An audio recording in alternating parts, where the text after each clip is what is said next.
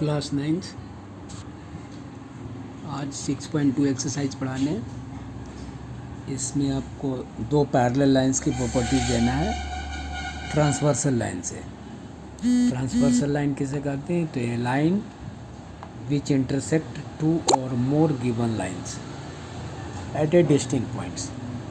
देखो दो लाइंस हमारे पास हैं, इसको कोई लाइन ट्रांसवर्स कर रहा है डिस्टिंक्ट पॉइंट से। एक पॉइंट ए है, दूसरा पॉइंट बी है, तो that line is called transversal line. और जब ट्रांसवर्सल लाइन किसी दो लाइंस को इंटरसेक्ट करता है तो कोरोस्पोंडिंग एंगल बनते हैं। 1 और 5 कोरोस्पोंडिंग एंगल्स है, 2 और 6 भी कोरोस्पोंडिंग एंगल्स है, 4 और 8 भी कोरोस्पोंडिंग एंगल्स है, 3 और 7 भी कोरोस्पोंडिंग एंगल्स है।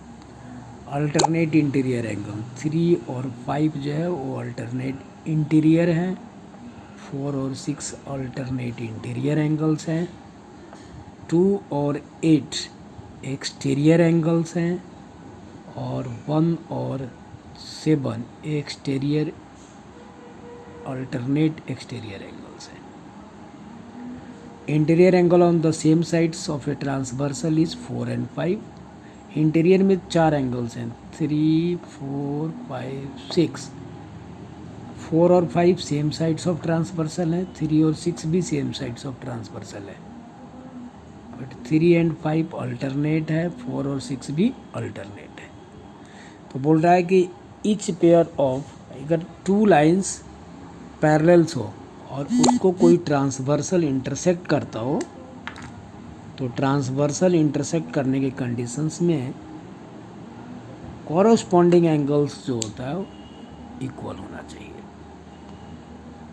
If the two lines are parallel and transversal intersect at a distinct points, then each pair of corresponding angles are equal. जैसे 1 5 से इक्वल होना चाहिए, 2 6 से इक्वल होना चाहिए, 4 8 से इक्वल होना चाहिए, 3 7 से इक्वल होना चाहिए।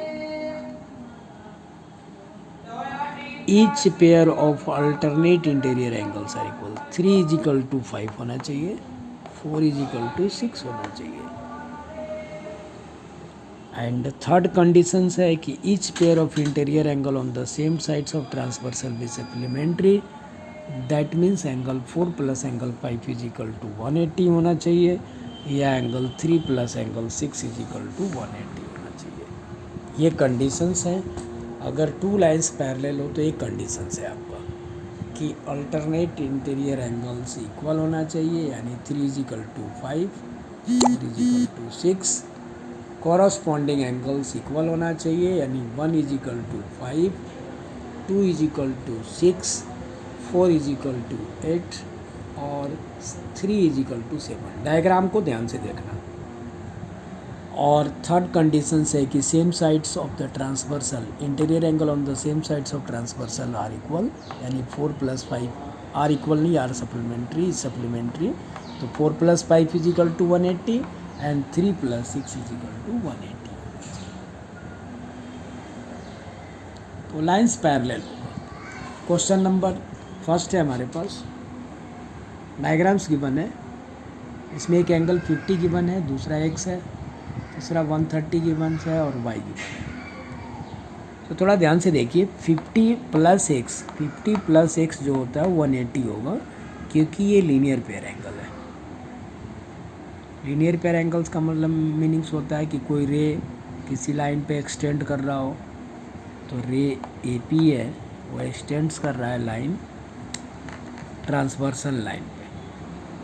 कौन सा है ट्रांसवर्सल लाइन? L पे एक्सटेंड कर रहा है, राइट है ना। तो 50 plus x is equal to आपका हो जाएगा 180।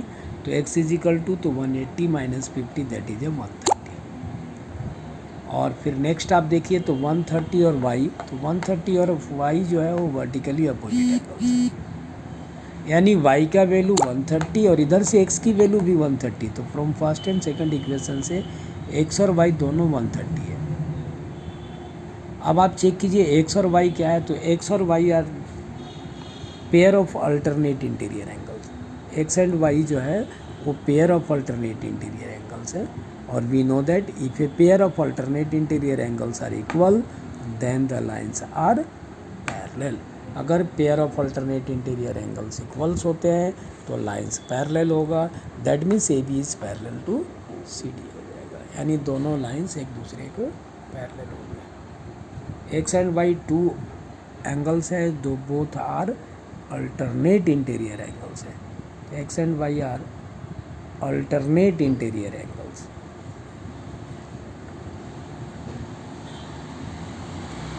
आप इस टाइप से फर्स्ट क्वेश्चंस को हमने सॉल्व कर दिया, आप एग्जाम्पल्स को भी सॉल्व कीजिएगा और डेफिनेशंस को लर्न जरूर